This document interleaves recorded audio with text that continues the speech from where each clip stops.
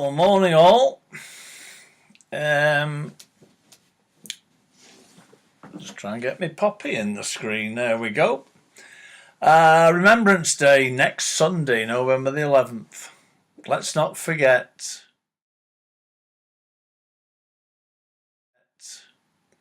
Because these died, so our streets were free. And they were free so this lot could roam around Rochdale and Huddersfield and Leeds, abusing at least 700 young girls. Can you believe it? Did you ever see any of them wearing a poppy?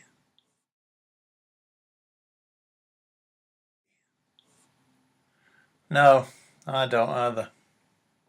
And talking about cowardly bastards, we've got Nemanja Matic, Manchester United. Wear a poppy in support of our two war dead.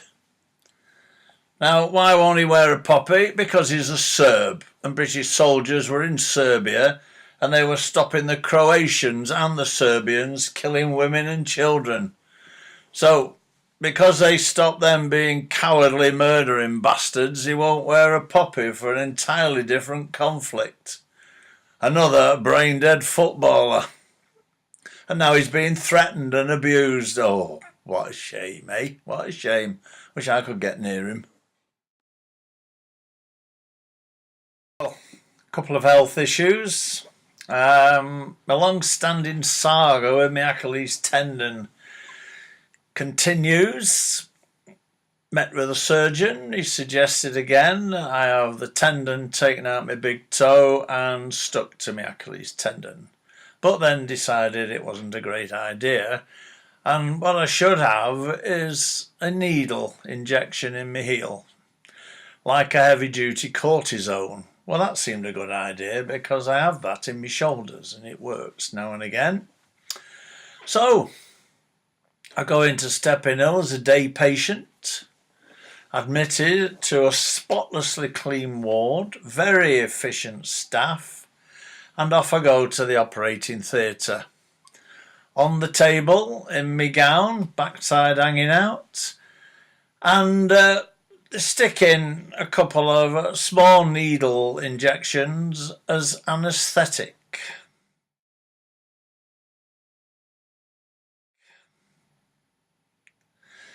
Well, they didn't wait for that to work and then rammed a long needle syringe in the site.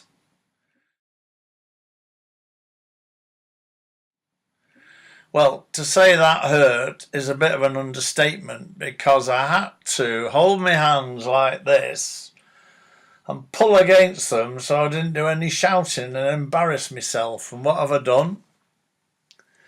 I've pulled my shoulder out.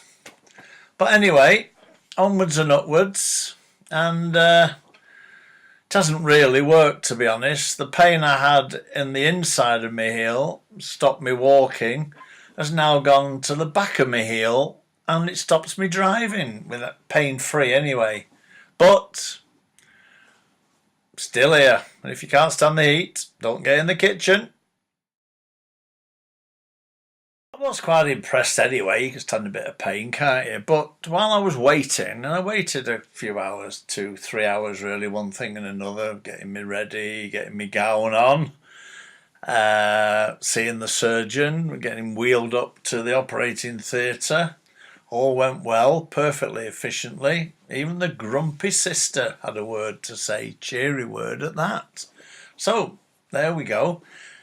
But what you do notice when you're sat about is that how much work the actual medical people do and how little work the ancillary staff do. They're all walking around with bits of paper doing nothing, laughing and joking and standing behind counters and then phoning the pals, but they don't seem to be very busy, and surely that could be a little way of saving a few quid.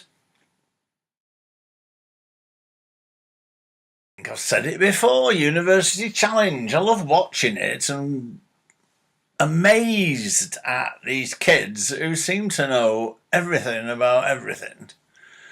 And I know nothing.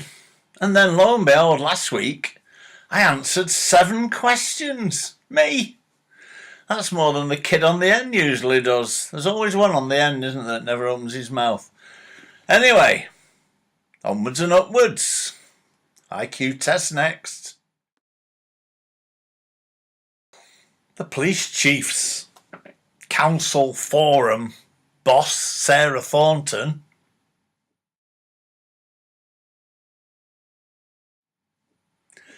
has decided that the police should ignore misogyny reports now. Well, you think, well, that must be serious, so I googled it.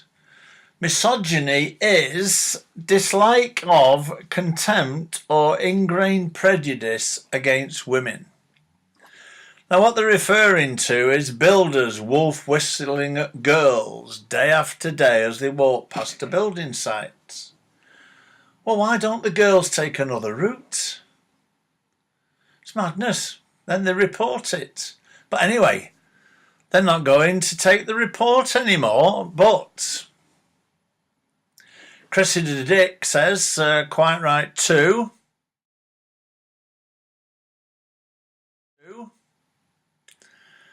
Flashing her medals for sitting behind her desk, but she's decided that 1 in 3 of us know somebody who watches child pornography.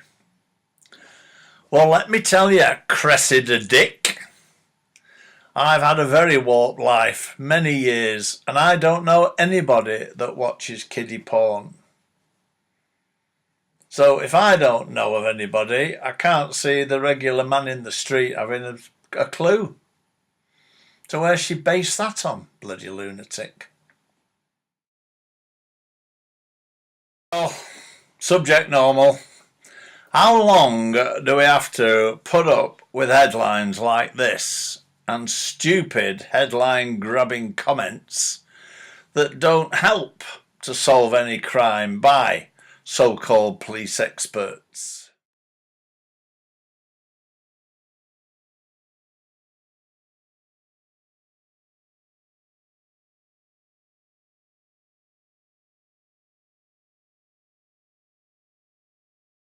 Best. This is a photograph of Nicholas Churton, the disabled pensioner, and Jordan Davidson, who eventually killed him. Was that Nicholas was mugged by Davidson. His keys were taken and Davidson tried to nick his television. They reported it to the police. The police weren't really interested because they recorded it as a theft and not the real thing, which was a burglary. So it went to low-level crime, not worthy of investigation. And anyway, it dragged on, and the family and friends of Nicholas were trying to identify Davidson. And what happens? Davidson goes into Nicholas' house and kills him because the police hadn't recognised the fact he was in danger, or at least accepted it. It's all right now, though. Catherine Evans of the Independent Office of Police Conduct Investigations has decided that, and I'll read it, our first investigation found that there were areas for improvement in police recognising Mr. Churton's vulnerability and ensuring all available information was recorded accurately. Well, that's all right then. No mention of the murder, just the bad systems by the police. And what happens? All the senior officers ducking and diving and sloping shouldering, blamed it on a sergeant and a PC, and now they're being done. Typical. Well, Cressida Dick, you'll be pleased with this one because it's your force. Now this is Sharon.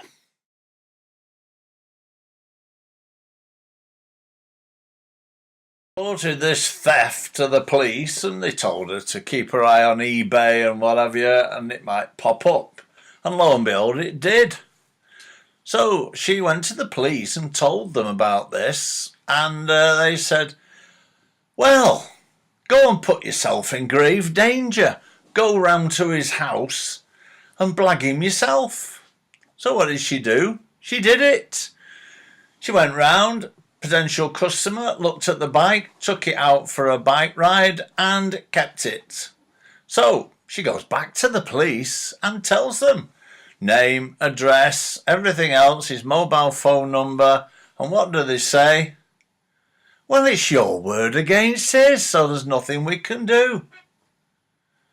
Well, hey, what do you say? Can't say it and be polite. Anyway, is that really the misogyny we're stamping out so we can deal with real crime? What a waste of time. There's misogyny at its best, Cressida.